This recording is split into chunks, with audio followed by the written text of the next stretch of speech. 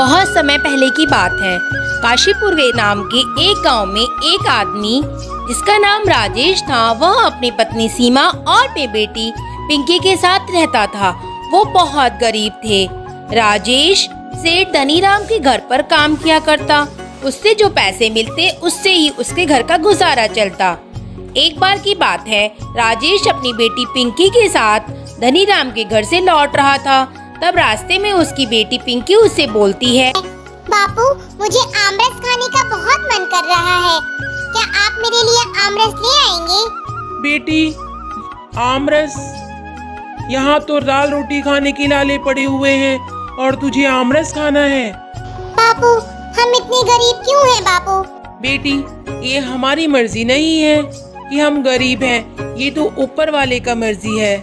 उसकी मर्जी के सामने हमारे क्या ही चलेगा। हमें उसकी मर्जी का सम्मान करना चाहिए। ऐसा बोलकर वो दोनों बाप बेटी घर आ जाते हैं। घर पर उसकी पत्नी सीमा चिल्लाते हुए बोलती है, अपनी बेटी को सच सच क्यों नहीं बोल देते कि ईश्वर से प्रार्थना करे कि हमारी गरीबी दूर हो जाए, हमें भी कभी कभी अच्छा खाना नसीब हो। अरे सीमा, कैसी बातें करती हो बच्चों के सामने? ऐसे मत कहा करो।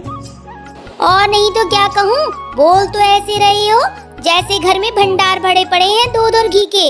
आज भी वही मिलेगा खाने को, अचार और सूखी रोटी। हाँ, कोई बात नहीं सीमा, हम वही खा लेंगे। ईश्वर जो हमें देता है उसमें ही हमें सुख रहना चाहिए। क्या पता दुनिया में कितने लोग ऐसे हैं जिन्हें एक वक्त का खाना तक नसीब नहीं होता। हमें जो मिला है हमें उसका सम्मान करना चाहिए। राजेश की बातें सुनकर सीमा गुस्सा होकर चली जाती है। रात के समय माँ, जब दूसरे बच्चे आमरस खाते हैं तो मेरा बहुत मन करता है आमरस खाने का। हाय रे मेरी फूटी किस्मत, मैं अपनी बेटी को आमरस भी नहीं खिला सकती। तू चिंता मत कर बेटी, मैं कुछ करती हूँ। अगले दिन सीमा अपनी बेटी पिंकू को लेकर बाजार जाती है और एक आमरस के ठेले पर रुकती है। भैया, मेरी बिटिया का आमरस खाने का मन है, आप आमरस दे दीजिए। ये लीजिए 2 रुपए। अरे 2 रुपए? 2 रुपए में कौन सा आमरस आता है बहन जी? भैया, ये 2 रुपए भी मैंने पेट काट काट कर बचाए हैं। अच्छा तो ऐसा करो, 1 महीना और पेट काट लो। जब 20 रुपए हो जाए तो यहाँ चली आना आमरस लेने। अब फुटो यहाँ से। बेचारी सीमा उदास होकर वहाँ से चली जाती है। माँ, वो दुकान वाला आपसे कितनी बदतमीजी से बोल रहा था, आपने उसे कुछ क्यों नहीं कहा? बेटी, हम गरीब की यही किस्मत है, हम किसी को क्या ही कह सकते हैं। पर हाँ, जहाँ तुम्हारे बापू काम करते हैं उनका एक आम का बाग है, हम वहाँ से तो आम ले सकते हैं। चलो चलते हैं। फिर वो दोनों माँ बेटी धनीराम के आम के बागों में चली जाती हैं। वहाँ जाकर सीमा 1-2 आम तोड़ती है। तभी धनीराम अपने एक नौकर के साथ वहाँ आ जाता है और बहुत चिल्लाकर बोलता है, तू ही है वो चोर जो इतने दिनों से यहाँ से आम चुरा रही है? तभी मैं कहूँ रोज आम कम क्यों हो जाते हैं?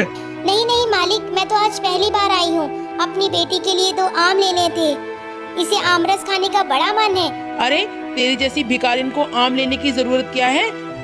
तेरे पति को दया खाकर मैंने काम पर रखा और तू हमसे ही गद्दारी करती है। उसके बाद सीमा का पति वहाँ पर आ जाता है और वो बोलता है, मालिक, मेरी पत्नी चोर नहीं है। हो सकता है बेटी की मोह में आकर यहाँ आ गई हो, ये पहले कभी यहाँ नहीं आई। तू चुप कर। आज के बाद तू, तेरी बेटी और तेरी बीवी हमें यहाँ दिखनी नहीं चाहिए, चोर कहीं के। चलो निकल जाओ मेरे यहाँ से। आज के बाद अगर यहाँ नजर आए तो टांगी तुड़वा दूंगा तुम सबकी, भिखारी कहीं के। फिर वो तीनों उदास होकर वहाँ से चले जाते हैं।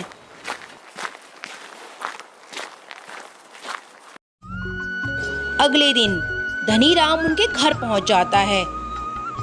अरे आज आप यहाँ क्या करने आए हैं? मेरी पत्नी की बेइज्जती करके आपका मन नहीं भरा जो आप फिर यहाँ चले आए? देख तो लो मालिक, कितना अकड़ रहा है। ना जाने तुम लोग कितने दिनों से मेरे बाग में चोरी कर रहे थे, उसका हर्जाना कौन भरेगा? बहुत नुकसान हुआ है मुझे। अब तुम इस घर में नहीं रह सकते। वैसे भी तुमने 2 महीने से किराया नहीं दिया है। चलो निकलो, खाली करो मेरा घर। फिर धनीराम उन लोगों को घर से भी निकाल देता है। वो बेचारे घर से बेघर होकर जंगल की तरफ चले जाते हैं। वहाँ जाकर सीमा अपनी किस्मत को कोसने लगती है। हाय रे मेरी फूटी किस्मत, हे भगवान, ये कैसा पाप किया है हमने जो हमें अपने घर से भी बेघर होना पड़ा, काम भी चला गया।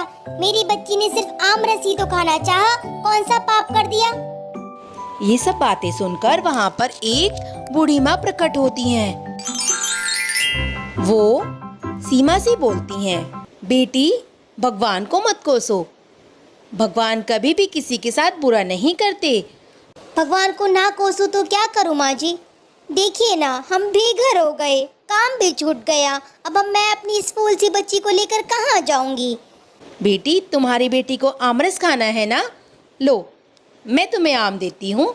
फिर वो बूढ़ी माँ जी सीमा को एक बहुत बड़ा आम देती हैं और वहाँ से गायब हो जाती हैं। वो लोग ये देखकर चकित रह जाते हैं। फिर राजेश उस आम को काटता है। जैसे ही वो आम काटता है उसमें से बहुत सारी चीज़ें निकलना शुरू हो जाती हैं।